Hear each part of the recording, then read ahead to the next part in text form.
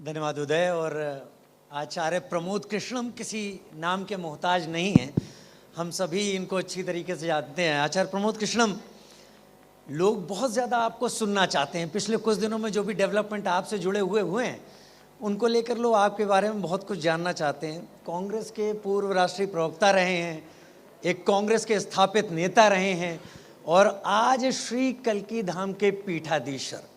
ये बदलाव कैसा लगता है? राहत मिलती है कि राजनीति से पीछा छूटा, या फिर ऐसा है कि राजनीति पीछा नहीं छोड़ती? देखिए, बदलाव कुछ नहीं है। बदलाव दृष्टिकोण का है। जब आपका नज़रिया बदल जाता है तो फिर सब कुछ बदला बदला नज़र आता है। जब आपके मन में श्रद्धा होती है, आस्था होती है, तो आपको पत्थर में भी भगवान नज़र आता है, और जब आपके मन में श्रद्धा नहीं होती है तो भगवान भी पत्थर नज़र आता है। बस इतना फ़र्क है।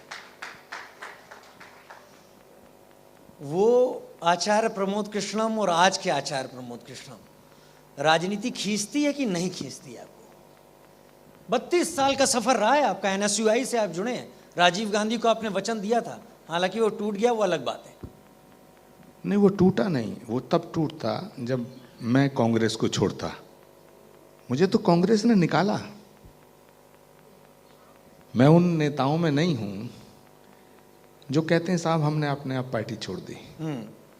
मुझे निकाला गया, और मेरा कसूर ये था कि मैंने ये कहा कांग्रेस वालों से कि आप राम के निमंत्रण को मत ठुकराओ। मेरा कसूर ये था, मैंने कहा कि राम से लड़ाई मत करो, आप बीजेपी से लड़ो, सनातन से मत लड़ो, क्योंकि सनातन भारत की आत्मा है। सनातन से लड़ना ठीक नहीं है। बीजेपी को हराया जा सकता है, सनातन को और राष्ट्र को नहीं हराया जा सकता है। ये मेरा कसूर था।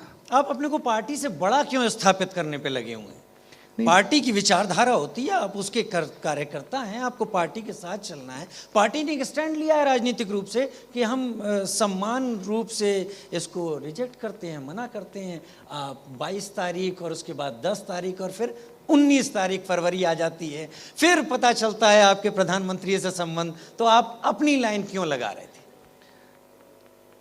भारत के प्रधानमंत्री नरेंद्र मोदी जी की सरकार ने अगर इस देश की एकता के लिए 370 धारा को हटाया और मैंने उसका समर्थन किया, तो क्या ये पार्टी के विरोध में है? आप बताइए ना। और अगर ये गलत है तो फिर सरदार पटेल गलत हो जाएंगे। जो पार्टी महात्मा गांधी के सिद्धांत पे चलकर यहां तक आई, जो पार्टी सरदार पटेल, पंडित जवाहरलाल नेहरू, इंदिरा गांधी, जो पार्टी जिसके सबसे बड़े आइडियल महात्मा गांधी की हर सभा की शुरुआत होती थी रघुपति राघव राजा राम पतित पावन सीता राम, वो पार्टी राम के निमंत्रण को ठुकराने की हिम्मत करने लगी। महाराज, मैंने कांग्रेस की नीतियों को नहीं छोड़ा है, मैंने महात्मा गांधी के रास्ते से हट करके जो मोहम्मद अली जिन्ना के रास्ते पे आ गई है, उस पार्टी को छोड़ा है। आपने उस लाइन को भी पकड़ा है जो लाइन बीजेपी के मुफीद थी। आपने समय देखा, आपने कांग्रेस का स्टैंड देखा, आपने 19 फरवरी का वो दिन देखा जब प्रधानमंत्री श्री कल्की धाम के उद्घाटन समारोह पर आने वाले थे, तो आपने एक तीर से कई निशाने साधे। कांग्रेस को भी आपने किनारे किया और अपने लिए आपने एक रास्ता। 6 साल बाद कहाँ जा रहे हैं आप? भगवान का अवतार कलयुग में संभल में होगा, ये पुराणों में लिखा है। जहां भगवान का अवतार होगा वहां उनके अवतार से पहले श्री कल्की धाम की स्थापना होनी चाहिए। ये हमारा संकल्प था। इस संकल्प को पूरा करने के लिए 18 साल का संघर्ष हुआ। जब इस संकल्प को पूरा करने का समय आया तो मैंने मनन किया, चिंतन किया कि श्री कल्की धाम का शिलान्यास किसके हाथों से कराया जाए। मुझे बताइए, इस भारत में नरेंद्र मोदी जी के अलावा किसी नेता के हाथ इतने पवित्र हैं जो किसी मंदिर का शिलान्यास करें? ये पवित्रता का पैमाना आप कैसे तय कर सकते हैं? ये पवित्रता का पैमाना आप कैसे तय कर सकते हैं? ये इल्जाम आप कैसे लगा सकते हैं?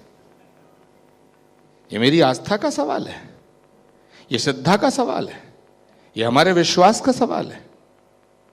तो मैंने ये फैसला लिया कि जिन्होंने भगवान राम के सारे काज किए हैं, उन्हीं हाथों से भगवान कल्कि के काज होने चाहिए।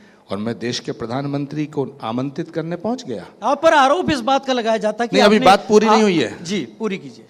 क्या देश के प्रधानमंत्री को कल्कि धाम में आमंत्रित करना पार्टी विरोधी काम है? बताइए ना आप मुझे।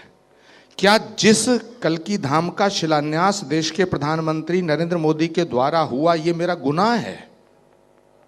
क्या जहां प्रधानमंत्री जाएंगे वहां आप नहीं जाएंगे? तो प्रधानमंत्री ने तो इस संसद का उद्घाटन भी किया, इसमें क्यों जाते हो? किस मुंह से जाते हो? एक शेर है बहुत अच्छा, वो शख्स